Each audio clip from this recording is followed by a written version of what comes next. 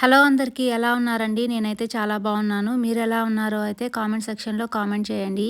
India వెళ్ళున్నాను కాబట్టి అక్కడ అందరితో ఎంజాయ్ చేస్తూ ఉన్నాను. వీడియోస్ అయితే ఏమీ తీసుకోలేదు. ఇండియా నుంచి వచ్చైతే కూడా ఒక 2 డేస్ అయిపోయింది. ఇల్లంతా క్లీన్ చేసేసుకొని తెచ్చిన సామాన్లన్నీ నీట్‌గా సర్ది పెట్టుకున్న తర్వాతనే వీడియోస్ తీయడం అయితే స్టార్ట్ చేసుకున్నాను.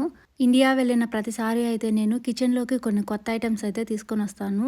ఈసారి అయితే బకెట్స్ లాగా తీసుకొనొచ్చాను. చట్నీ, కారం వేసి హోటల్ స్టైల్‌లోనే ఇంట్లో సర్వ్ చేద్దాము అని చెప్పేసి వచ్చిన వెంటనే వాటిని నీట్‌గా వాష్ చేసుకొని అయితే వాడడం కూడా స్టార్ట్ చేశాను. మిగిలినటువంటి చట్నీ ఉందన్నమాట ఆ బకెట్‌లో. అది కొంచెం చల్లగా ఉంటది. దాన్ని మైక్రోవేవ్‌లో కూడా హీట్ చేసుకోలేము అని చెప్పేసి దానిలోనే కొంచెం కారం కూడా యాడ్ చేసి మిక్స్ చేసేసాను. ఫ్రిడ్జ్‌లో ఉండేటువంటి పన్నీర్‌నైతే నేను చిన్న పీసెస్ లాగా కట్ చేసుకొని ఫ్రీజర్‌లో అయితే స్టోర్ చేస్తాను. ఆ ప్రాసెస్ చేస్తూ ఉన్నాను కదా అని చెప్పేసి కొంచెం పన్నీర్ అయితే కూడా తురిమి పక్కన పెట్టుకున్నాను.